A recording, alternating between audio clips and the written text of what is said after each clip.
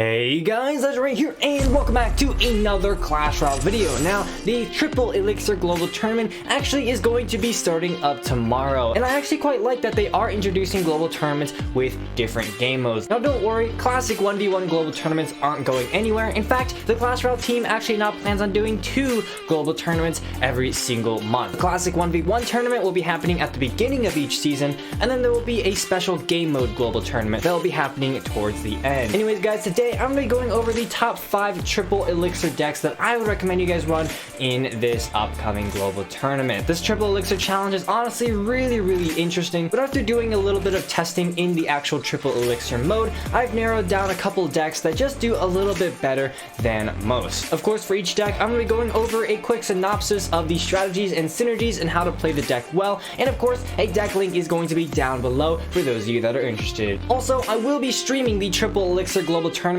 on my YouTube channel tomorrow at 12 p.m. PST. So for those of you interested, you can go ahead and tune in to that stream to see how I do. Now, before we get into the video, if you could please leave a like and subscribe to the channel for more videos like this one. Also, feel free to check me out on my social medias, links down below. And if you'd like to support me in game, feel free to use code Legendaray in the shop. And with all that out of the way, let's get right into the decks.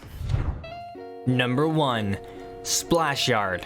Now, Splashyard is probably going to be by far the most popular archetype that you are going to see in this global tournament. So make sure that you are either prepared to defend Graveyard or you're going to be running Graveyard yourself. Now, this is a good version of Splashyard to run. Another really popular variation has the Giant Skeleton subbed in for the Knight, just to keep that in mind because it is Triple Elixir, so you are able to play a bit more of an expensive variation of this deck. Anyways, in Triple Elixir, the way you play Splashyard is all about getting chip damage onto the opponent's tower by cycling those graveyards. The reason why Graveyard is so popular in this mode is because you can just cycle graveyards constantly on the tower, and it's pretty much going to guarantee skeleton hits at the very minimum on the tower. Starting off the match, making the first play is always going to be a viable option. Just cycle some of your cards in the back, get to a graveyard, and get that graveyard down as soon as possible. Generally, the earlier you can get a graveyard push in,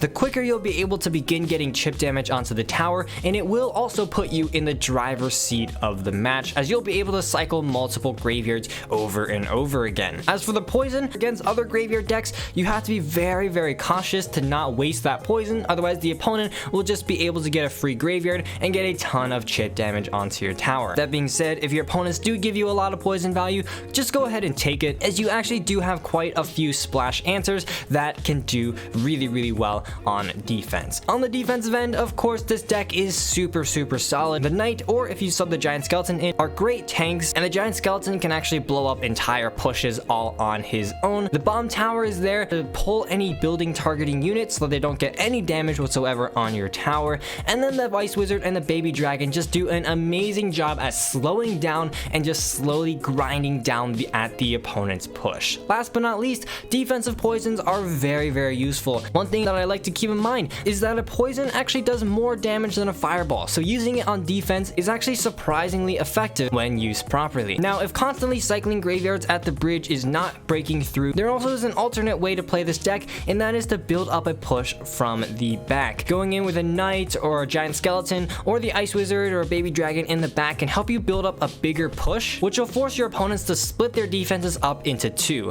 One to defend the push at the bridge, and the other to actually defend the graveyard itself. Number 2, Golem Lightning.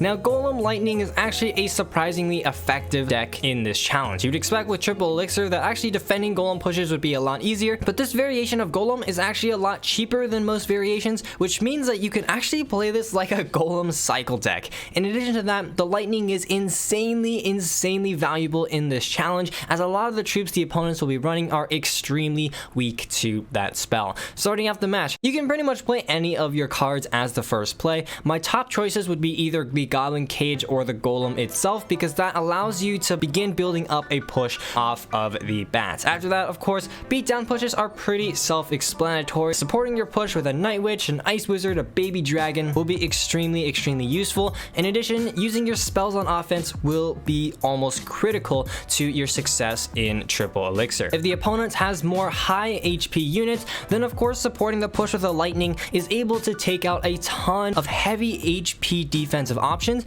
If they have more swarm answers, then of course tornadoing everything into that Golem will not only cause them to take death damage from the Golem, but will also bring them within splash range of the Ice Wizard as well as that Baby Dragon. Last but not least, it's also very effective to just begin cycling the Golems over and over again. Because we are in Triple Elixir, you'll notice in the replay in the background that I'm almost just constantly cycling my Golem pushes over and over and over. I'm not necessarily going all in on a single push, but you can see that the Golem push that I have initially is already demanding so much of a response that I can already begin building up a second Golem push from the back. Now in terms of defense, this deck also is very solid because it has similar defensive capabilities as Splashyard. Of course, Ice Wizard, Baby Dragon are going to do most of the splash. Goblin Cage can pull tanks, and the Goblin Brawler as well as the Night Witch are great at dealing out high damage towards the opponent's tanks. All in all, it's a very solid variation of Golem to run. The beatdown style combined with the cheap cycle elements that are in this deck make it an extremely deadly deck. Number 3, Balloon Freeze. Now this variation of Balloon Freeze is again very solid to run in Triple Elixir for a couple of reasons. The first, of course, is that it is very solid on defense. Although the defensive options are more on the expensive side, we are in Triple Elixir, which makes these units a lot more affordable. Taking a look at the defensive options that are in this deck, of course, we have the Bowler for any of the cheaper units as well as units that are able to be knocked back. In addition, the Bowler can just, plow through an entire push, no big deal. Inferno Dragon and Lumberjack are great at dealing with tanks, and then the Baby Dragon, of course, is there to help with the air defense. Another important note on defense is to never actually count out that freeze. Freeze is actually insanely helpful on defense. You can use it in a pinch in situations where opponents have resets to the Inferno Dragon, or if they just have high DPS units that'll actually take out your defensive units. You can just freeze them, and then your defensive units will take out their entire push pretty easily. In terms of offense, as with any balloon deck, there are a couple of situations where you want to go in with that balloon. The first is if their opponent's air counters are out of cycle. You can go in with a quick Lumberjack balloon or a Baby Dragon balloon push right at the bridge, NATO their air counters away or freeze them. One way or another, just try and get those balloon connections onto the tower. Alternatively, you can also build up a gigantic balloon push from the back. That being said, one thing that you do want to watch out for is if the opponents do have a big spell. If they do have a big spell, then you really want to make sure that you space your units out, or you try to bait that spell out first before you actually go all in for a giant push. Finally, one last strategy that you can also try if you really aren't able to break through is to try and cycle multiple balloons on offense. Start off by placing a balloon in the very back of the arena, and then try and cycle to a second balloon to play on offense as that first balloon actually reaches the bridge. That can actually apply so much pressure, especially if your opponents do have counters to the balloon, and it'll spread their defense very thin. Now, one thing that you really have to watch out for is that there is no big spell in this deck, so make sure you fully finish off towers before you really move off to the next one. The Bowler is a way to sneakily get a good amount of damage on the tower as well, because once that Bowler crosses the bridge, if you NATO the troops properly, you can angle the boulder so that it'll actually clip onto the opponent's tower. This is very useful to try and get a sneaky couple hundred damage on the tower, and it's something that I find very useful that synergizes also pretty well on any offensive push. Number 4, Golem Balloon Clone. Now, by merging the Golem Lightning as well as the Balloon Freeze deck, we get this really interesting Golem Balloon variant that I think is actually very effective in this Triple Elixir challenge. It revolves around a dual win condition core in that Golem as well as that Balloon, which offers you a ton of creative ways in order to actually play this deck. Starting off the match, playing anything first play is definitely a totally okay move. In fact, more often than not, I will be playing that Golem in the back first play when I have him in the hand. After that, of course, you're just gonna play this more so like a beatdown deck. I find that I use the beatdown capabilities of this deck a little bit more often, going in with a Night Witch, an E-Dragon, as well as that balloon if I have the elixir to support it. Now on offense, this deck is all about getting death damage and building up massive pushes on the tower. So just like that previous Golem deck, you're going to really aim to get death damage onto the opponent's tower. And just like the other Golem deck I shared, you can also play this somewhat like a Golem cycle deck by constantly just building up Golem pushes again and again from the back of the arena to slowly but surely overwhelm your opponents. In addition, you usually want to wait for your opponent to use their spell first before you actually play that clone, because that way the clone can actually get much more value than before. Now another way to actually play this is to play it more like a balloon cycle deck. Sometimes you can have a Golem push coming down one lane and then just throw a Lumberjack loon in the opposite lane. The double lane pressure that this kind of push can provide is extremely oppressive and can be very difficult for your opponents to stop. Now in terms of defense, ideally you won't be playing too much defense with this deck, but of course it still has some pretty solid options. E-Drag as well as Night Witch will be your two main counters to Graveyard. Night Witch and Lumberjack will be your two main damage dealers, and of course the Skeleton Army is there as well, just to serve as a little bit of spell bait, and it can also deal a lot of damage when ignored as well. All in all, with this deck, you're going to be pretty much 100% focused on offense, and you really want to be in the driver's seat to force your opponents to be constantly on the defensive end.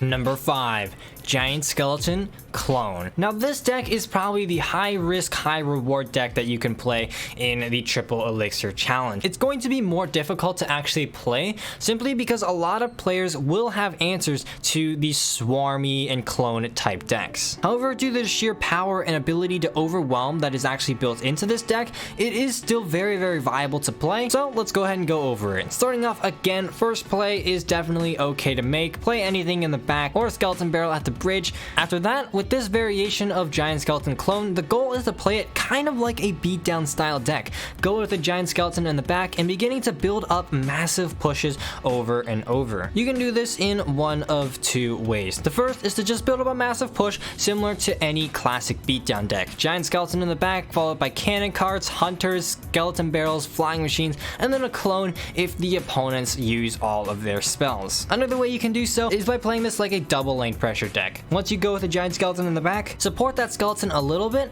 but then just go in with like a cannon cart, flying machine, skeleton barrel in the opposite lane, something like that. That requires an extremely quick and immediate response from the opponent, which can oftentimes be very difficult if they already spent all their elixir preparing to defend your Giant Skeleton push. Now just like the previous deck, you have to be very cognizant of what sort of spells your opponents have. And of course, be sure to not group your units too much in order to give them that much spell value, and also make sure that you wait for them to use their spells before you go in with that clone to maximize the amount of value you can get out of it. More often than not, your Giant Skeletons will not be the ones getting damage onto the tower. Instead, you're going to be going for chip damage over and over again from the skeleton barrel death damage, the skeleton barrel skeletons, the flying machine, as well as that cannon cart. On the defensive end, Giant Skeleton is the most obvious lane clogger, but Barbarians, Hunter, and cannon cart are all also very effective at dealing out high damage and taking down opposing units. Of all the decks that I've shared today, however,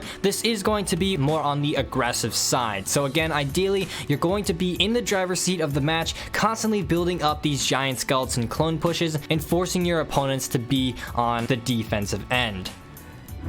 So there we go. Those are the top 5 decks that I would recommend you guys run in this upcoming Triple Elixir Global Tournament. I'm really actually looking forward to playing in it. Since it is only at a tournament standard level cap, I'm able to try out a ton of new strategies and decks. So again, tune in for a stream this weekend where I will be attempting to play in that Triple Elixir Challenge. But unfortunately, guys, that's all I've got time for in today's episode. Huge thanks to all of my channel members. You guys are the absolute G's. If you enjoyed, please leave a like down below, as well as a subscription to my channel. And as always, this is Legendaray, and I'm signing off. See you guys next time.